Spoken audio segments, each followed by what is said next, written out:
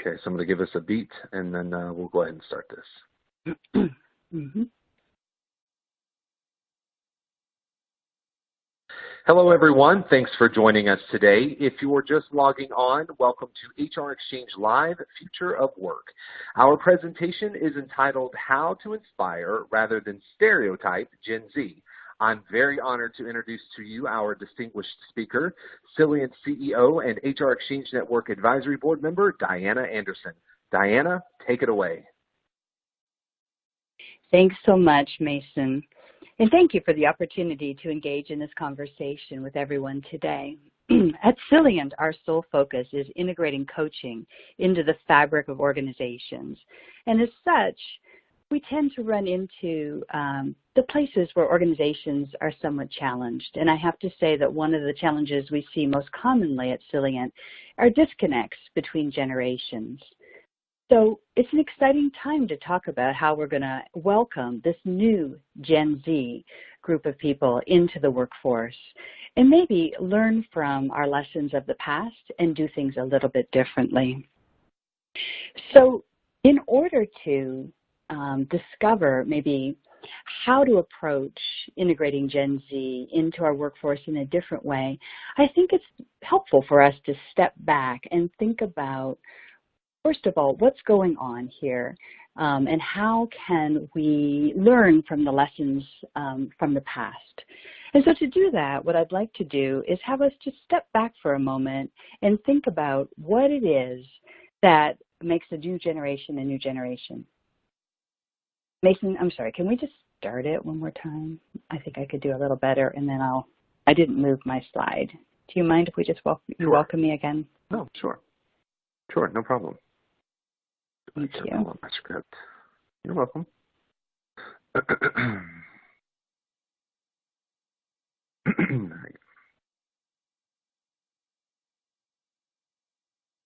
Hello, everyone. Thanks for joining us today. If you're just logging on, welcome to HR Exchange Live, Future of Work. Our next presentation is entitled How to Inspire Rather Than Stereotype Gen Z. I'm very honored to introduce to you our distinguished speaker, Cilliant CEO and HR Exchange Network Advisory Board member, Diana Anderson. Diana, take it away. Thanks so much, Mason. And thank you for the opportunity to engage everybody in this really important conversation about how we're going to welcome Gen Z into the workplace. At Cilliant, our sole focus is integrating coaching into the cultures of organizations. And through that work, we get to see the places where cultures sometimes disconnect. And I have to say that one of the greatest places that we've seen disconnects is in between generations. So welcoming a new generation is an opportunity both for us to reflect upon what we've done different, or what we could have done differently in the past, as well as even use this inflection point as an opportunity to think about where we want culture to go in the future. So to do that, what I'd like to do is kind of step back for a moment and just reflect on, first of all, what does it mean to welcome a new generation into the workforce? And I think a question we've got to ask ourselves is, what makes a new generation new? There's a concept that we teach people in our Coaching in the Moment workshop called worldview. And the basic idea is that every one of us has our own unique window into the world, what we would call our worldview. And that worldview is created by all the experiences that each of us has in our lifetime. And as a result of whatever that we have learned, experienced, we wire up our beliefs about what's good and what's bad, what's right, what's wrong, what's fun and what isn't, even what's important and what we value.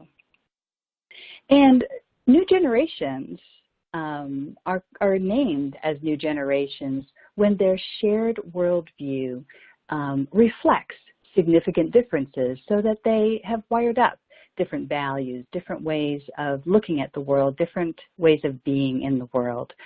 And so we have a new generation that's entering into the workforce.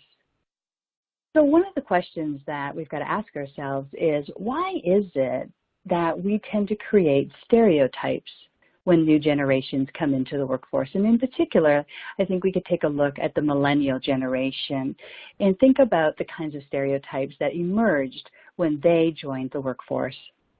If you think about it, when world views collide, we begin to struggle a little bit with the stories that we tell about each other.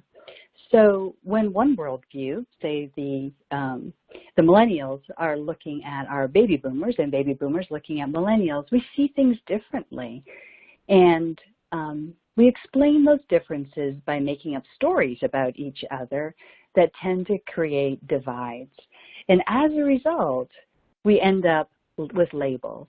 And so if you think about our millennial generation, we saw that they came in with a value for wanting to be special and different and recognized. And the labels that we created to explain that often pointed more towards them being lazy or unprepared or feeling entitled. And the challenge with that is when we stereotype the millennials, we stopped seeing them as individuals. We stopped seeing them as people that can contribute in a different or unique way. And rather than honoring the ability to learn with and from them, these stereotypes tend to create separations that make it more difficult for us to work together. And so the question is, what are we going to do about that? What is it that we can learn from that experience? And, I thought it would relate to you a story that happened in one of our workshops, because it helped me kind of get my head around how we arrived at that place and also opened the door to thinking about how to do things differently. And so what happened was we were in a Coaching in the Moment workshop, and one of the participants shared a story where he had been relating one of our typical millennial stereotypic stories about millennials, wanting or needing to get trophies all the time. But it just so happened there was a millennial who was listening to the story and looked at this gentleman and said, we never asked for those trophies. You gave them to us. And I'll tell you that the whole workshop went silent when they heard that and reflected for a moment on that truth that we, and I include myself in that population of baby boomer parents, had decided that we wanted our kids to feel special and to be recognized and to be honored for who they are. And we reflected upon, why that was. And I would tell you from my own life experience that I vividly remember graduating from what we call public school in Canada, which is K to 9. And, after 10 years, or K to 8, sorry, after 9 years together, we were at the graduating ceremony, and one person, Jeff, took about 2/3 of the trophies or the awards that were given out that evening. And it left the rest of us feeling kind of unseen and really not appreciated. And I think we didn't want our kids to experience that. And so we decided to give them trophies and make them feel special and honor who they were.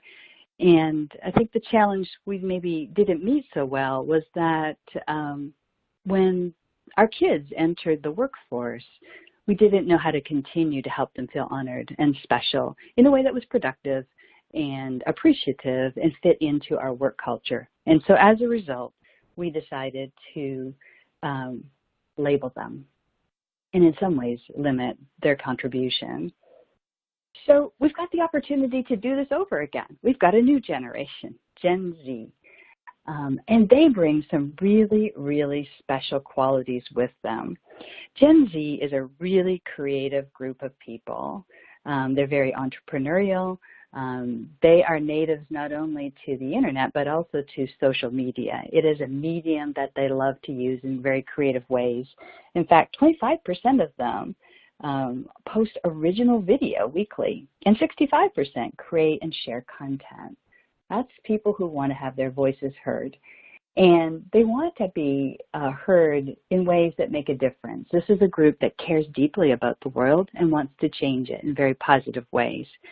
So they have a ton to offer. There's a lot at stake, I think, for us in making them feel welcome and helping them feel like they can contribute these great assets that they bring with them in a meaningful way. So the question facing all of us is, how are we going to do this differently? Now, I could tell you what my thoughts are on that, but I think it'd be much more interesting for you to have your own opportunity to reflect, both on where we've been and how we've approached these kinds of differences before, and how we might do it in a new way with this new generation. So to do this, we're going to do a listening exercise. You're going to hear from a Gen Z gentleman named Devin. And Devin is on a team that's having a lot of trouble completing their projects on time. And so as we enter into this conversation, he'll be talking with his manager, Tina, and sharing an idea that he has to address an issue on the team. As you listen to Devin, I want you to give thought to what kind of messages is he going to take away from this interaction? And as you think about Tina, what kind of stereotypes do you think she might be beginning to form about Gen Z after she's done talking with Devin about this situation and his idea? And I will debrief this with you after we're done listening. Hey, Tina, do you have a minute? I wanted to run an idea by you. I really think it'll help to address the communications problems we're having on our team. What problems are you referring to? Well, the fact that we spend most of our meeting time updating each other and debating rather than moving ideas forward. That's why we're so far behind on our projects. I see. Well, what do you have in mind exactly? Well, when I was in college, we used a platform that enabled the people in our group projects to collaborate in real time. We were able to share ideas and comment on them outside of team meetings. You can even install the app and contribute from your phone. It really helped us get a lot done faster. Sounds great, Devin.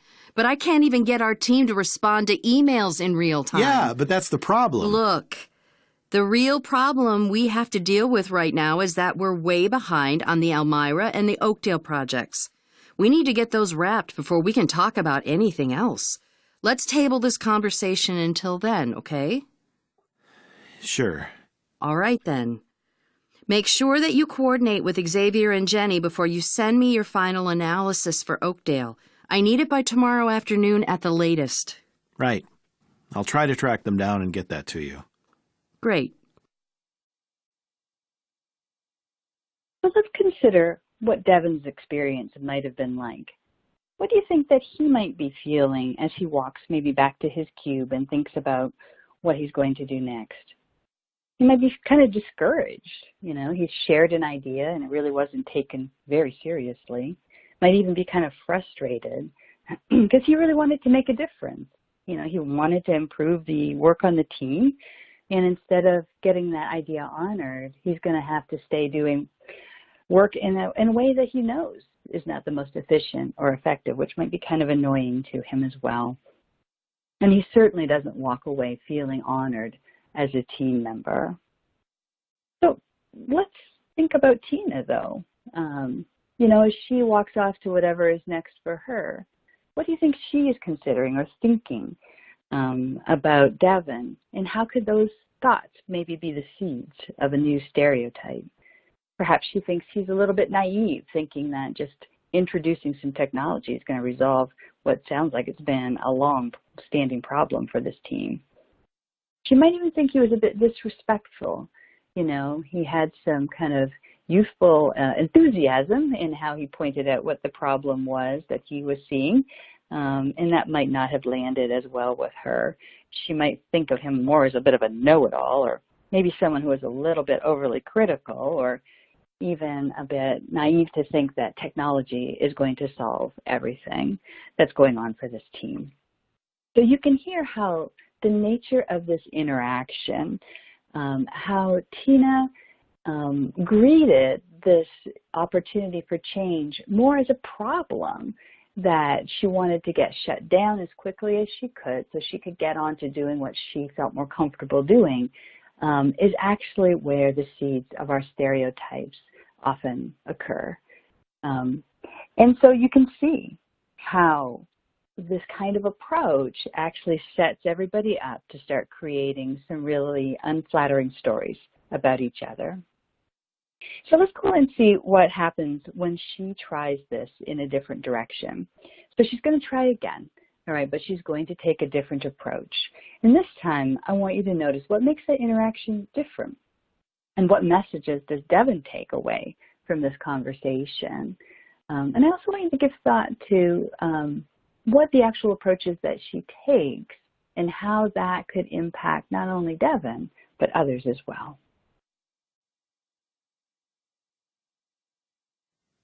Hey, Tina, do you have a minute? I wanted to run an idea by you. I really think it'll help to address the communication problems we're having on our team. Oh? What's the issue you're wanting to address? Well, I think our team is struggling to meet our deadlines because we don't evaluate ideas together outside of our team meetings. We're really inefficient when we meet in person. Huh. I suppose we do spend a lot of time doing updates and debating ideas in our meetings.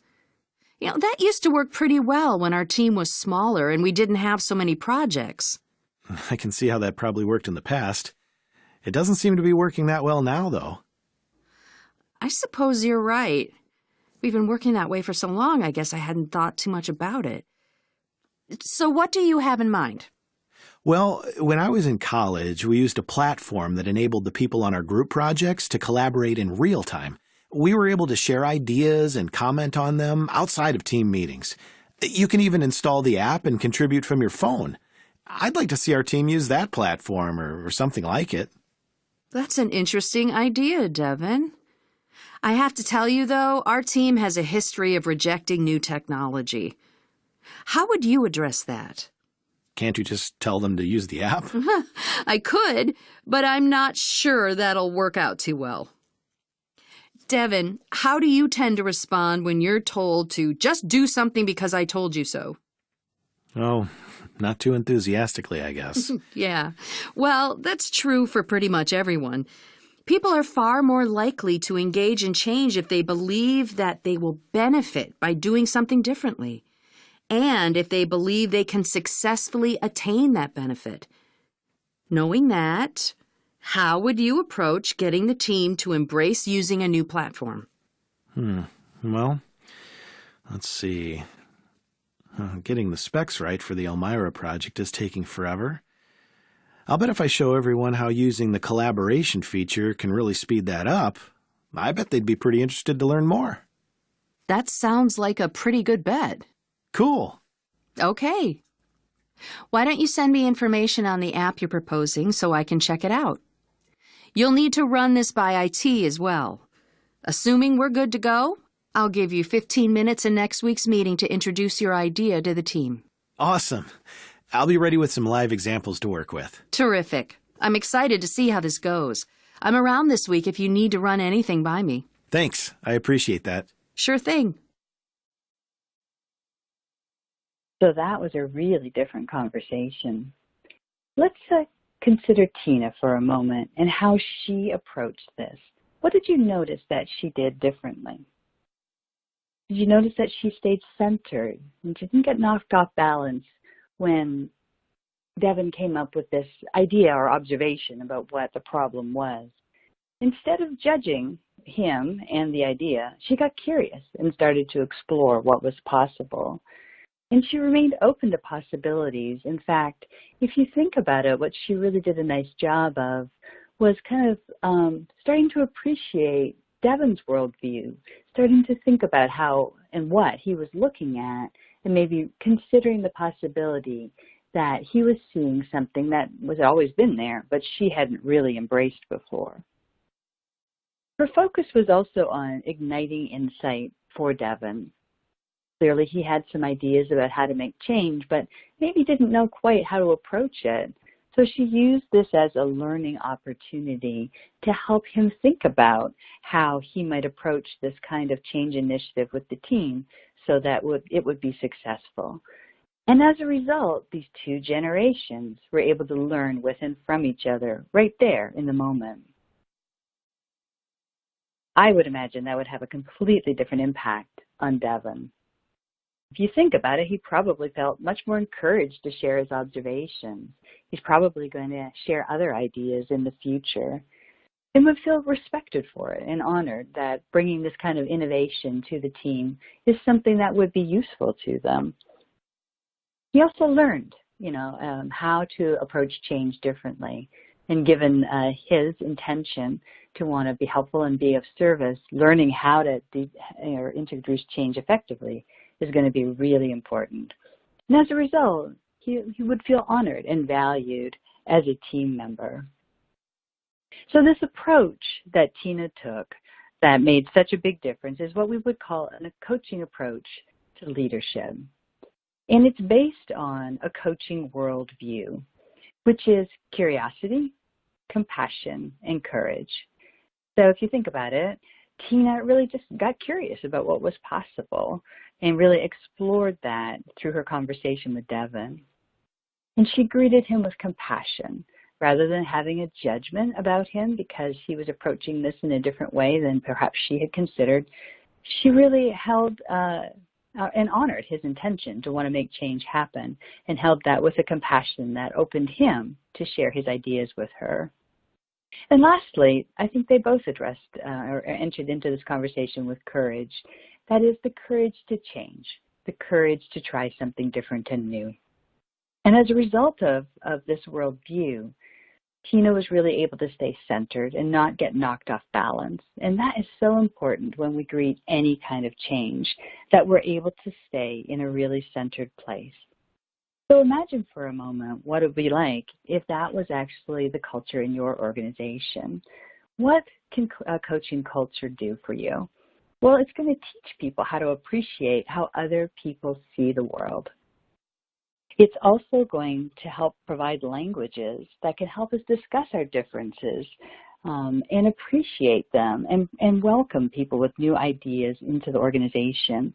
It's also going to focus on potential versus people being right or wrong. It encourages people to innovate and create together.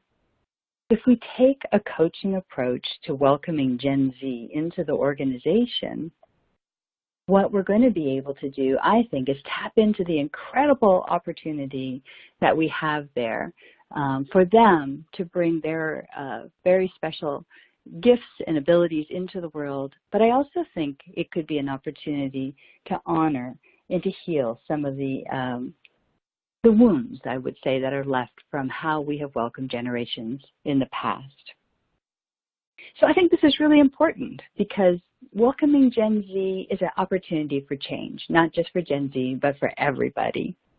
It's also an opportunity for us to benefit in ways that allow us to kind of ride this wave of change into the future and create perhaps a whole new shared worldview that really allows us to respect and tap into differences for everybody.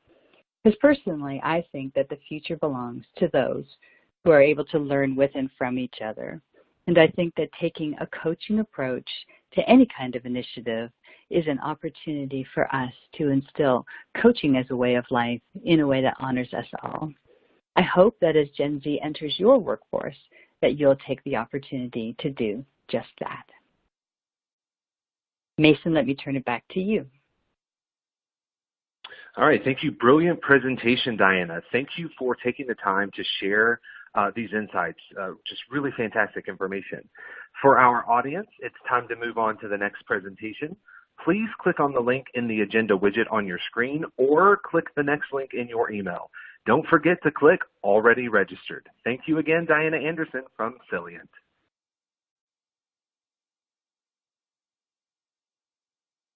Okay.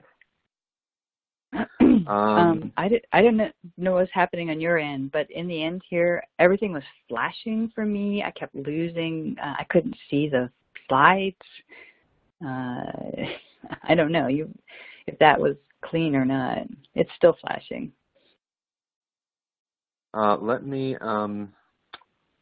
as far as I could tell, everything was fine on the presentation end, but I will, go ahead.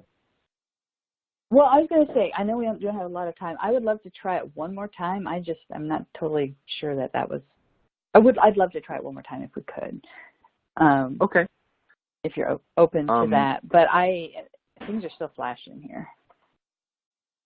Hmm. It looks I think fine from my end. Nothing was flashing over here. Oh, okay. Well, go ahead. I thought that was doable. I mean, I think we could go with that one. I would love if we have enough time to do it one more time just to see if I could do better. But I thought that was decent. Sure, we definitely can do that. I will say one thing. So I noticed, I don't know why, but for some reason your slides are duplicated like 5 times. There's like 90-something slides. So I noticed it as you got out of the last video clip. I happened to look up and see slide 14 of 90-something of what.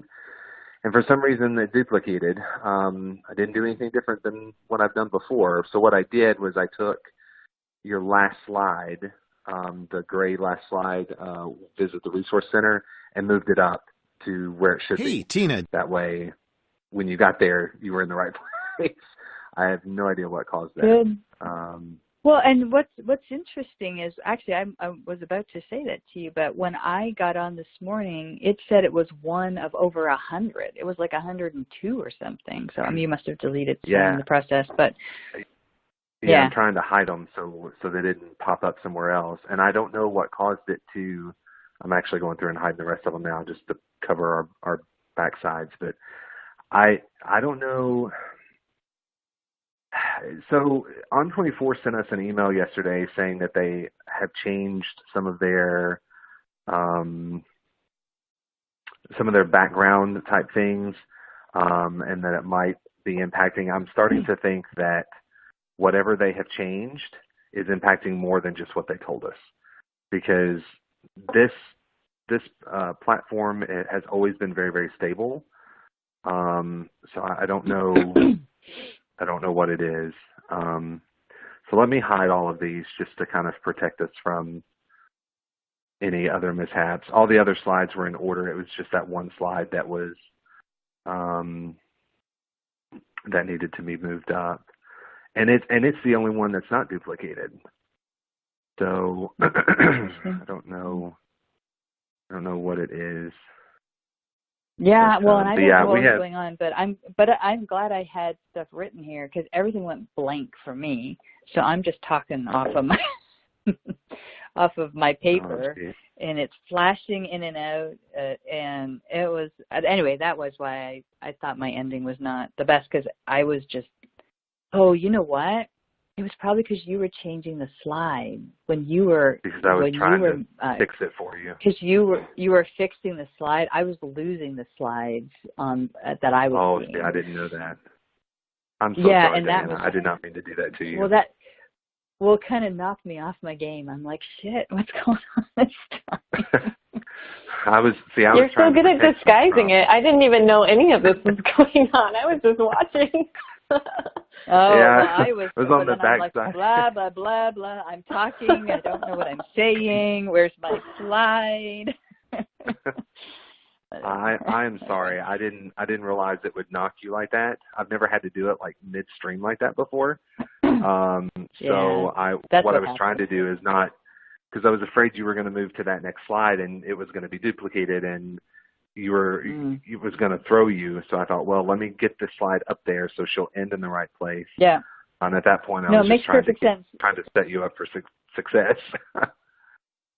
Right, but all this flashing, that's you making these changes is causing everything to flash on my end. Okay. And anyway, it kind of knocked me a little off. The good news is everything is in order now. We are back down to, actually, no, this one moved. Let me double check this. Why did it? It's fine here, but it's not fine here. Let me try something here.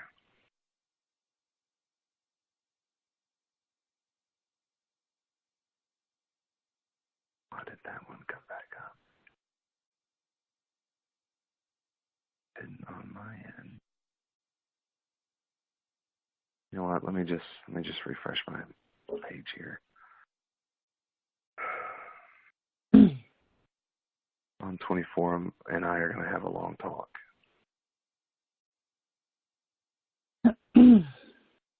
Oh, I bet I know what it is. Well, it looks like we're back to, oh no, there's only 18 of them, isn't there? There's 18, but because remember I put the duplicated slides back in. Oh, the video set up right. Yeah. Okay, so now you should be back at 20. I just want to make sure all the slides are in the right. Are we going to lose this at the top of the hour because we don't have enough time to get it done? No, we should be okay. We should be all right. It should let us go over. It will be all right. So and you're clocking in at about 25 minutes, 26 minutes. So we should be all right here. So we go ahead and get this started. Let me get this in the right place. Okay, all right. Good. This may or may not be better. I think the other one was okay, but I wouldn't mind it was not the ending I was quite hoping for. Yeah, it's better to have another one, and just we can go from there, you know. All right, so here we go. Hello, everyone. Thanks for joining us today. If you're just logging on, welcome to HR Exchange Live, Future of Work. Our next presentation is entitled How to Inspire Rather Than Stereotype Gen Z. I'm very honored to introduce to you our distinguished speaker, Cillian CEO and HR Exchange Work Advisory Board. Let me do that again because I scrubbed it a little bit. That's okay. Hello, everyone. Thanks for joining us today. If you're just logging on, welcome to HR Exchange Live, Future of Work. Our next presentation is entitled How to Inspire Rather Than Stereotype Gen Z. I'm very honored to introduce to you our distinguished speaker, Cillian CEO and HR Exchange Network Advisory Board member, Diana Anderson. My dog literally just walked in here. Horatio, no, please. I'm working from home today, so I can hear. Yeah, Horatio. He never barks, but he's got loud feet. Do we need to relocate Horatio, or is he going to be okay? Yeah, I did. I just shut the door. All right, here we go. Okay. Hello, everyone. Thanks for joining us today. If you're just logging on, welcome to HR Exchange Live, Future of Work. Our next presentation is entitled How to Inspire Rather Than Stereotype Gen Z. I'm very honored to introduce to you our next distinguished speaker, Cillian CEO and HR Exchange Network Advisory Board member, Diana Anderson. Diana, take it away. Thanks so much, Mason. Great to be here today. I'm excited to be in this conversation with everybody about how to welcome our brand new generation, Generation Z. At Cillian, our sole focus is integrating coaching into the fabric of organizations. And so as part of that work, we tend to find the places where organizational cultures disconnect. And I have to say one of the most prevalent disconnects we run into over and over again is the generational divide that occurs often between millennials and between our, oh my gosh, I'm so sorry. Okay. I'm sorry, can we start it again? Sure. Let me pull up my script here.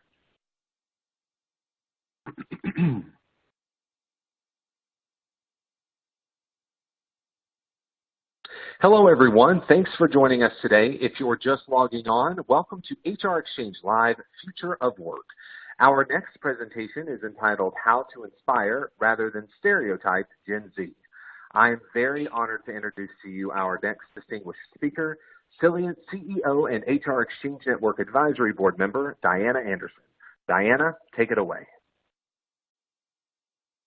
Thanks so much, Mason. I'm excited to be here today and to be able to engage people in this really important conversation about how we're going to welcome Gen Z into.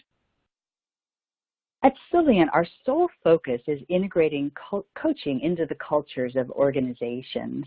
And as such, we tend to find those places where organizational cultures tend to disconnect.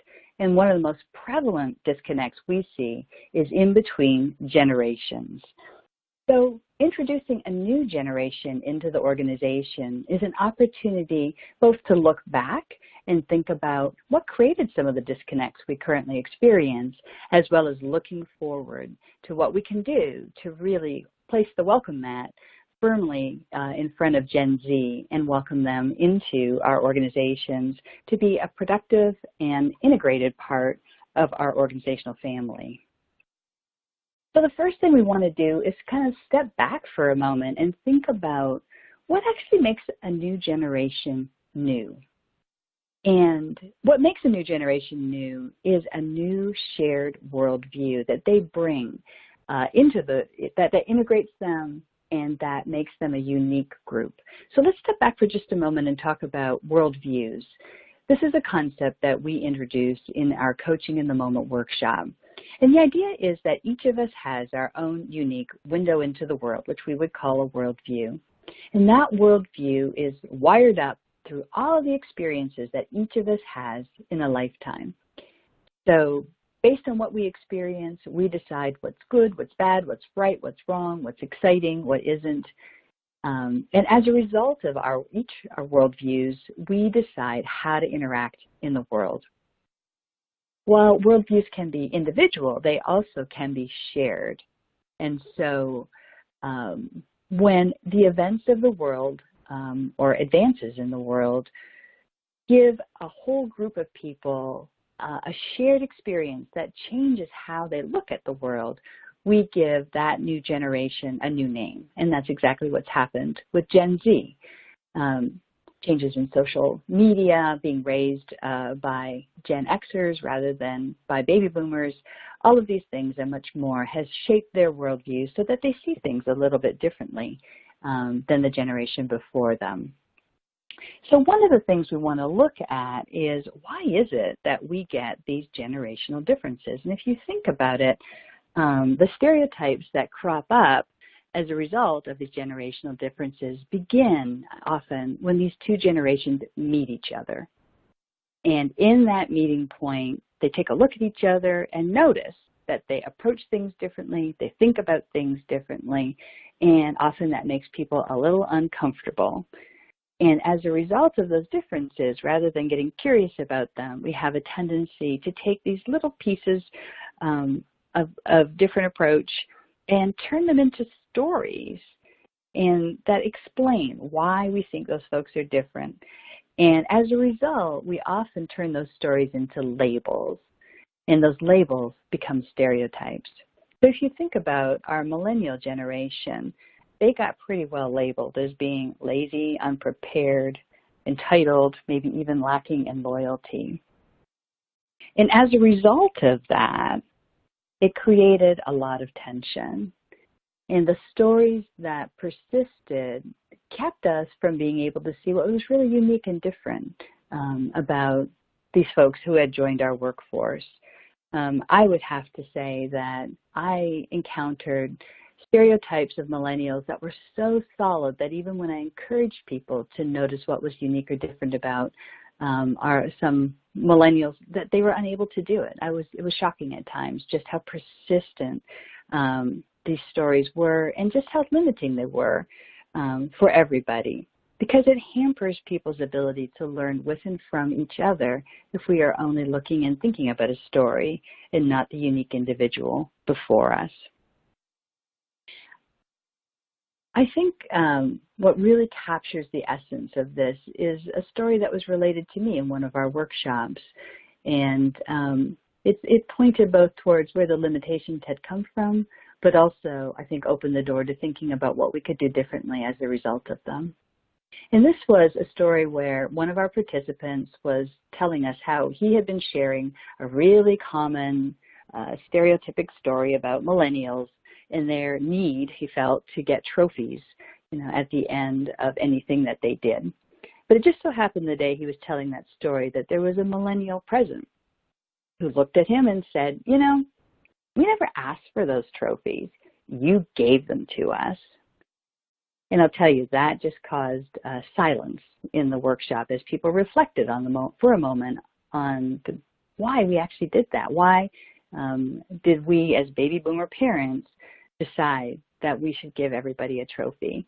And I reflected upon my own experience, and I remember graduating from public school, which in Canada is graduating from a school that would have taken you from K to 8. So this is a group of people that have been together for 9 years. And on graduation night, one guy named Jeff took home, I would say, about 2/3 of the awards that were given that night.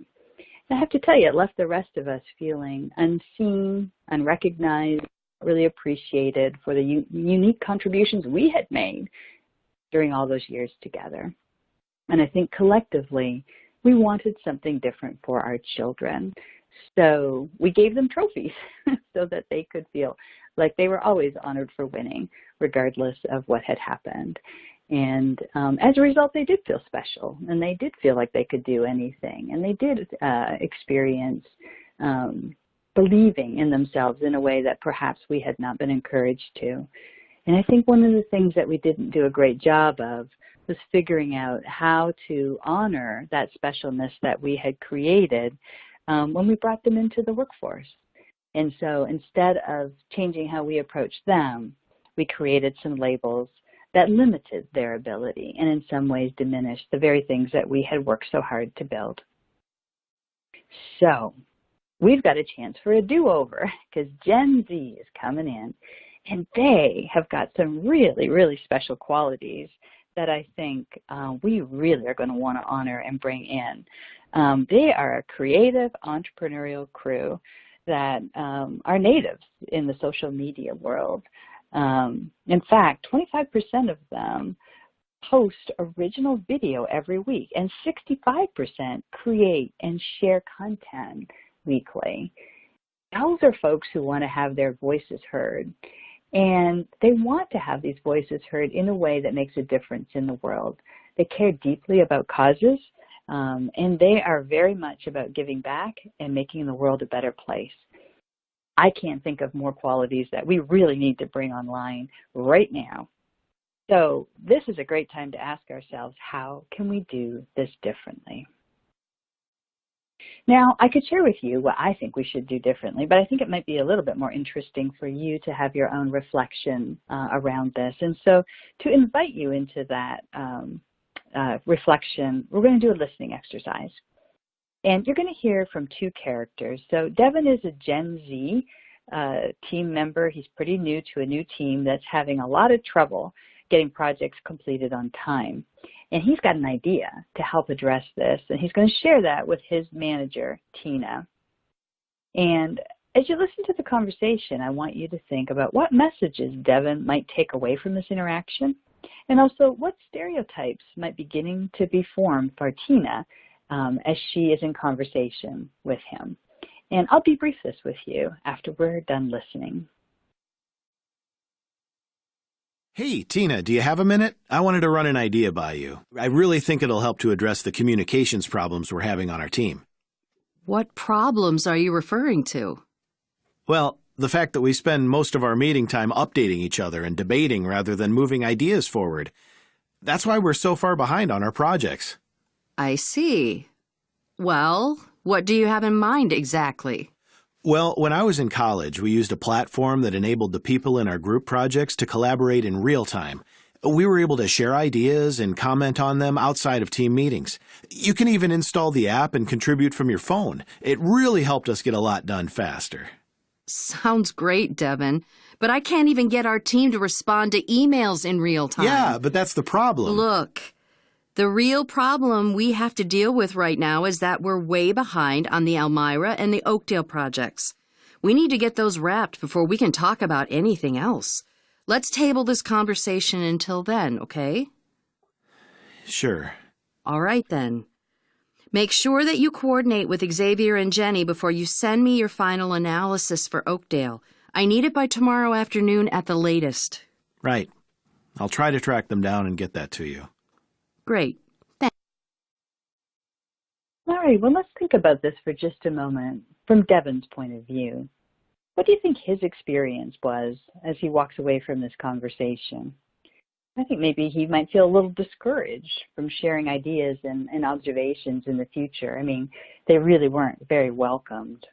He also might feel frustrated. He's got this perfectly good idea to try to make things better for a team that's struggling, and he really didn't have that honored at all.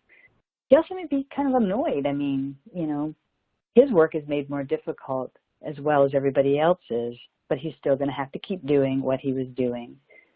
And I certainly don't think he would have felt like a particularly honored member of the team by the way that this conversation went. Now let's think about Tina for just a moment and the kinds of thoughts or observations she might have about Devin. She might be thinking that, he's kind of naive, thinking that he could just fix this issue with some technology, and maybe even disrespectful. He had a lot of youthful enthusiasm as he shared his observation of what the problem was. That might not have landed that well with her. And she might be thinking he's a little bit more of a kind of a know-it-all, who's kind of critical, and maybe a little bit too dependent on thinking that technology is going to resolve all of these kinds of issues. So if you think about it, what Tina really did was take kind of an old problem-solving approach to the situation. She didn't see this as an opportunity at all. She saw Devin's ideas as just something that kept her from doing more of what needed to be done. And so you can hear the focus is really just on shutting this thing down and getting Devin to do what she wants him to do as quickly as possible. And you can also see, I think, how the seeds of this conversation could start to create stereotypes on both sides. They're both going to be walking away with very limiting stories about the other person, which easily could be translated to limitations and stereotypes of an entire generation. So let's see what happens when Tina tries this from a different approach. So she's going to try again. Let's pretend that the first conversation never happened, and they're going to approach this one more time, only Tina is going to take a different approach. As she does this, once again, I want you to notice the interaction and focus on what makes this one different. And also, how is this going to impact Devin? What kind of messages will he take away from how this conversation goes? Once again, I'll debrief this with you at the end of this conversation, or excuse me, at the end of the listening exercise. Hey, Tina, do you have a minute? I wanted to run an idea by you. I really think it'll help to address the communication problems we're having on our team. Oh? What's the issue you're wanting to address? Well, I think our team is struggling to meet our deadlines because we don't evaluate ideas together outside of our team meetings.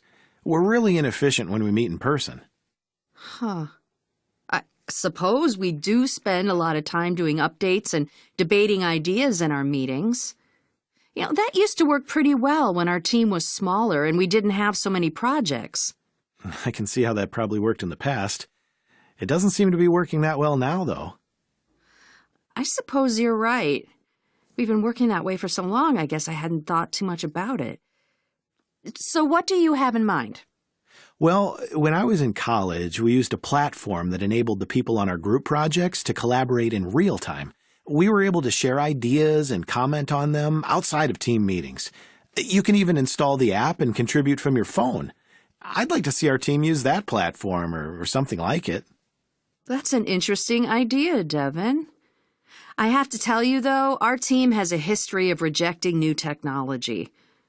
How would you address that? Can't you just tell them to use the app? I could, but I'm not sure that'll work out too well. Devin, how do you tend to respond when you're told to just do something because I told you so? Oh, not too enthusiastically, I guess. Yeah. Well, that's true for pretty much everyone. People are far more likely to engage in change if they believe that they will benefit by doing something differently, and if they believe they can successfully attain that benefit. Knowing that, how would you approach getting the team to embrace using a new platform? Well, let's see. Getting the specs right for the Elmira project is taking forever. I'll bet if I show everyone how using the collaboration feature can really speed that up, I bet they'd be pretty interested to learn more. That sounds like a pretty good bet. Cool. Okay. Why don't you send me information on the app you're proposing so I can check it out? You'll need to run this by IT as well. Assuming we're good to go, I'll give you 15 minutes in next week's meeting to introduce your idea to the team. Awesome.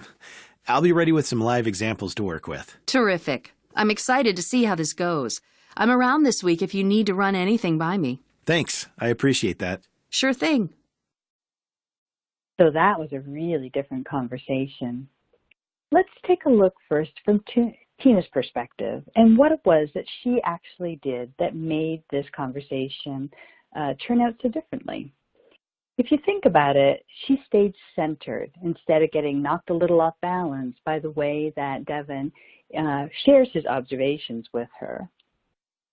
And so instead of reacting, she gets curious and starts to explore what it is that Devin's actually seeing. In fact, by asking about his perspective, she's able to sort of look through his eyes and see a pattern that has been there all the time that maybe she had not considered as much because she's so familiar with it. She remained open to possibilities and continued to explore what Devin had in mind and how that could impact the team. She also really focused on making this a teaching moment. She could hear how much Devin wanted to make a change and also noticed that how he was approaching that probably wasn't going to be as successful as he might have hoped.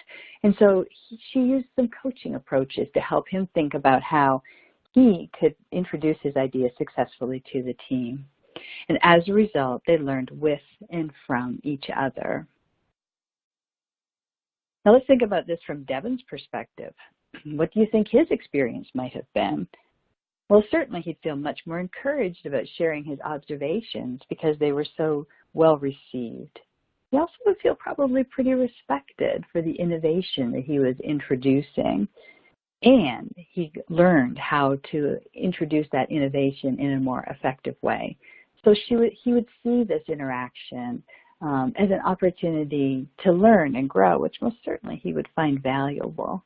And in that way, he would feel more as a valued team member. So this approach that Tina used, we would call coaching-based leadership. That is, she integrated coaching approaches into the very conversation that she was having with him. And these were based on a coaching worldview. That is curiosity, compassion, and courage. So as Tina approached this conversation, she gets curious about Devin and what he has to offer and what he's sharing in a way that allows her to see possibilities she hadn't even seen before. And rather than judging him for being different, she extends compassion and honors his desire to make change, and that keeps the conversation and the learning space open between the two of them. And she approached this whole conversation with courage in that she was willing to hear a different idea, and she was willing to help support change in happening. And these are the cornerstones of a coaching culture.